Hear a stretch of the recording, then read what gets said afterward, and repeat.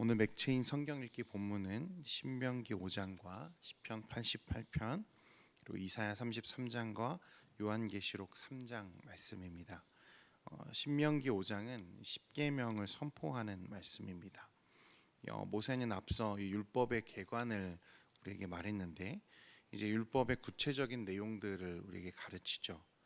우리가 흔히 십계명이라고 부르는 이 계명들은 잘 아시는 것처럼 첫째부터 넷째까지 계명은 하나님과 관련된 계명들이고 다섯째부터 열째까지 6가지 계명은 우리 이웃에 관련된 말씀이죠. 그래서 예수님은 이 계명을 크게 하나님을 사랑하라 그리고 이웃을 내 몸과 같이 사랑하라 2가지 계명으로 우리에게 말씀하신 바가 있습니다. 하나님은 모세에게 이 십계명을 직접 2 돌판에 기록해서 주셨는데 이 십계명은 절대로 그 백성들 하나님의 사람들을 구속하기 위한 그들을 가두기 위한 법이 아닙니다. 오직 하나님께서 그 백성에게 이 말씀 율법을 주신 이유는 그들에게 복을 주시기 위한 거예요. 율법을 통해서 이 복을 누리라 이것입니다. 이 계명을 지켜 행할 때 하나님이 우리에게 복 주신다는 말씀이에요. 십계명은 복과 저주를 나누는 잣대가 아니라 우리가 하나님을 사랑하고 이웃을 사랑하는 데 필요한 지침들을 제공하는 것입니다. 그래서 이 하나님의 말씀 안에 거할 때 우리가 비로소 안전함을 하나님은 이 말씀을 통해 우리에게 이야기하고 계시는 거죠. 또 시편 88편은 큰 고통 속에서 도움을 간구하는 시입니다. 기도죠. 기도자는 현재 죽음의 고통을 겪고 있습니다. 말씀해 보니까 나는 무덤에 내려가는 자 같이 인정되고 힘없는 용사와 같으며 죽은 자 중에 던져진 바 되었으며 죽임을 당하여 무덤에 누운 자 같으니이다. 이 기도자의 고백입니다. 그 상황에서 이 시편 기자의 원하는 바는 한 가지인데 하나님께서 자기를 향한 이제 진노를 멈추어 달라는 거예요. 자신의 기도를 들어달라는 것입니다. 이게 무엇입니까? 이 시편 기자는 자신의 인생과 그 주권이 어디에 있음을 고백하는 거죠? 하나님께 있음을 고백하는 것입니다. 성도는 이 세상에 살면서 형통하기만 한 삶을 살지 않습니다. 우리 모든 인생은 희노애락을 겪죠. 기쁨도 있고 슬픔도 있다는 거예요. 그 모든 주권이 누구에게 있음을 고백합니까? 하나님께 있다는 거예요. 그러니 그 하나님의 신실하심을 신뢰해야 된다라고 우리에게 말씀하고 있습니다. 이사야 33장은 아수르에 대한 심판과 또 예루살렘 성의 회복을 우리에게 말씀하는데요. 이후에 좀 살펴보고요. 요한계시록 3장은 4대 빌라델비아 라오디게아 교회에 전달된 이 편지입니다.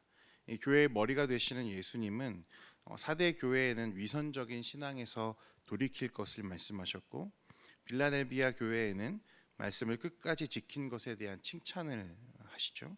그리고 라오디게아 교회에는 자신의 모습을 정직하게 바라볼 것을 말씀하십니다.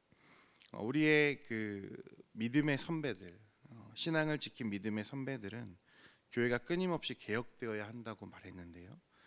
말씀에 따라 개혁해 나가는 교회가 복이 있다는 것입니다. 그래서 우리 교회도 또 나는 하나님 앞에 과연 어떻게 평가될 것인가 또 하나님 앞에 돌아보는 우리가 되면 좋겠습니다. 오늘도 말씀 안에서 또 은혜로운 묵상 되시기를 바랍니다. 이사야 33장은 아수르에 대한 심판과 또 예루살렘 성의 회복을 예언하는 말씀인데요. 우선 1절 말씀을 같이 한번 읽겠습니다. 시작. 너 학대를 당하지 아니하고도 학대하며 속이고도 속임을 당하지 아니하는 자여 화 있을진저 내가 학대하기를 그치면 내가 학대를 당할 것이며.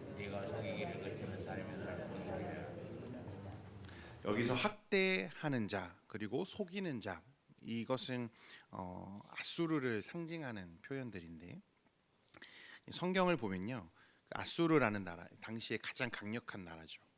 이 아수르는 BC 722년에 사마리아를 함락시킴으로 북이스라엘을 완전히 이제 멸망시켰습니다. 그리고 유다의 왕 히스기야 치세였던 701년과 699년에는 유다를 침략하죠. 그래서 히스기야의 아버지 아하스 왕, 히스기야 전의 아하스 왕은 아람과 북이스라엘의 그 침공으로부터 벗어나기 위해서 이 아수르에게 군사적인 지원을 요청한 일이 있습니다. 그런데 그 이후로 유다는 늘 친아수르 정책을 펼치고 있었던 거죠. 이 아하스 왕 때 그랬습니다. 그런데 문제는 여우를 피하려다가 호랑이를 들여온 격일까? 유다는 이후에 거의 모든 것에 있어서 아수르에게 종속되어 버렸습니다. 뭐 외교, 국가적인 어떤 선택들, 또 엄청난 양의 조공을 이제 바쳐야 됐기 때문에 국민들의 삶이 파탄에 이르러 있었죠.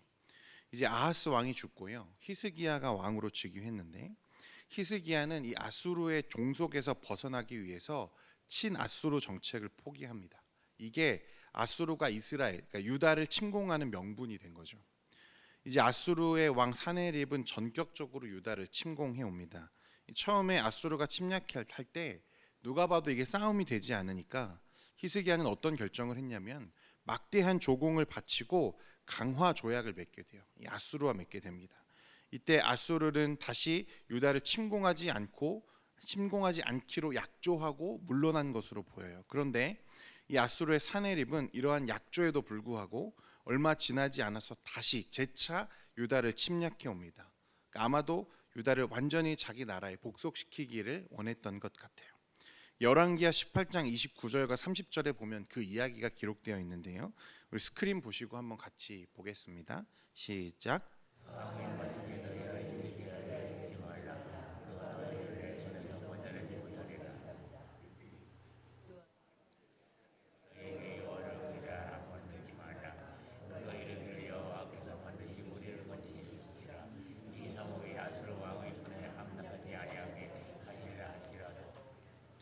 제가 말씀을 좀 잘못 드린 것 같아요.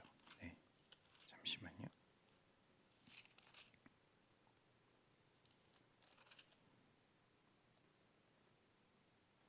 네, 말씀을 잘못 찾은 것 같은데, 네, 어쨌든 히스기야가 어떻게 행동했냐면 성전의 모든 돈 될 만한 것들을 전부 벗겨서 이 아수르 왕에게 조공으로 바쳤습니다. 그런데 다음 말씀에 보면 어떤 말씀이 나오냐면 대군을 거느리고 라기스에서부터 예루살렘으로 가서 히스기야 왕을 치라 이렇게 명령하는 장면이 나와요. 그러니까 돈은 돈대로 받고 어떻게 하는 거죠? 이스라엘을 다시 치러 침략하러 왔다는 말입니다. 그러니까 이처럼 이기적이고 탐욕적인 이 아수르의 학대와 속임, 여기서 속임은 조약을 깨뜨리고 재차 침략해 오는 이 비열한 속임수를 말하는 거죠. 하나님은 이 학대와 속임으로 말미암아 반대로 누가 이 아수르가 도리어 학대받고 멸망하게 될 것을 오늘 선지자를 통해서 우리에게 예언하시는 것입니다. 성도 여러분, 비단 이 아수르에 대해서뿐만 아니라 우리가 항상 엄두에 두어야 하는 것이 한 가지 있는데, 모든 사람은 자신이 뿌린 대로 거두게 된다는 사실입니다. 아수르뿐만이 아니라 모든 우리 인생들이 똑같다는 거예요. 오늘 아수르는 학대했기 때문에 자신이 학대를 받게 됐고, 남을 속였기 때문에 자신이 도리어 속임을 당할 거다라고 말씀하죠. 마치 농부가 자기 밭에 뿌린 씨앗의 열매를 거두는 것처럼 당연한 이치라는 거예요. 팥 심은 데는 팥이 나고 콩 심은 데는 콩이 난다는 거예요. 사람의 행위도 마찬가지입니다. 각 사람의 행실이 그 씨앗이고 그 뿌린 씨앗대로 그 열매를 맺게 되는 거예요. 하나님은 공의로우신 하나님이시죠. 그 속임과 학대 그대로 너희들이 돌려받게 될 거야 라고 아수르에게 경고하십니다. 그래서 이제 본문은 장차 아수르가 예루살렘을 침략할 때 예루살렘이 당할 어려움과 아울러 아수르의 멸망에 의해서 예루살렘이 구원받게 될 것을 우리에게 말씀하고 있습니다. 2절과 3절에 보면 이제 선지자가 아수르의 침략에 엄청난 고통을 겪게 될 것을 바라보면서 이제 예언하는데요. 2절과 3절 말씀 같이 보겠습니다. 시작. 여호와여 우리에게 은혜를 베푸소서. 우리가 주를 앙망하오니 주는 아침마다 우리의 팔이 되시며 환난 때에 우리의 구원이 되소서. 요란한 소리로 말미암아 민족들이 도망하며 주께서 일어나심으로 말미암아 나라들이 흩어져나이다. 선지자는 하나님의 계속적이고도 크신 도움이 없게 되면 자기 민족이 멸망당할 수밖에 없다는 사실을 알고 있습니다. 그래서 여호와여 우리에게 은혜를 베푸소서. 우리가 주를 앙망하오니 주는 아침마다 우리의 팔이 되시며 환난 때에 우리의 구원이 되소서. 우리를 좀 도와주십시오. 하나님께 요청하는 거예요. 여기서 우리 팔이 되어달라는 말은요, 우리의 힘이 날마다 우리의 힘이 되어 달라는 말입니다. 3절은 이제 하나님이 일어나 대적을 무찌르고 이스라엘을 구원하실 것에 대한 예언적 기도인데요. 말씀해 보니까 요란한 소리로 대적들이 도망치고 여호와 하나님의 일어나심으로 나라들이 흩어질 것이다, 이렇게 말씀합니다. 이것은 당시 아수르의 군대가요, 어떻게 형성되어 있었냐면 수많은 민족들, 자신들이 침략하고 빼앗은 나라의 군대들을 흡수해서 만든 그야말로 이 나라 저 나라가 다 섞여 있는 그런 군대였습니다. 그래서 나라들이 흩어진다. 또 이 나라들이 하나님의 일어나심으로 흩어질 것이다. 이게 무슨 말이냐면 야스루의 군대가 하나님의 개입하심 가운데 패하게 되고 그들이 뿔뿔이 흩어지게 될 것을 말씀하고 계시는 거죠. 성도 여러분, 실제로 이 아수르가 예루살렘을 역사적으로 침략해 올 때 당시 이스라엘의 상황은 정말 혼란스러웠습니다. 이 이스라엘 사람들은 이 강력한 아수르의 침략에 맞서서 당시 누구를 의지하고 있었냐면 사실 하나님을 의지하기보다 애굽을 의지하고 있었죠. 친애굽주의자들이 저 아수르의 침략으로부터 애굽이 우리를 지켜줄 거다, 그렇게 주장했습니다. 그래서 선지자들이 우리의 힘이 되시는 것은, 우리의 오직 유일한 구원은 여호와 하나님이시라 수차례 경고하고 말했지만 듣지 않죠. 오히려 애굽의 도움을 더 기다리고 의지하는 거예요. 결과는 어떻습니까? 애굽이 이 아수르와의 전투에서요, 대부분의 전력, 자신들 국가의 대부분의 주력 군대를 상실하는 참패를 당하고 말죠. 그래서 정작 이 길목에 있는 이스라엘과 예루살렘이 침략당할 때, 예루살렘이 둘러싸여 있을 때 애굽은 아무런 도움을 주지 않습니다.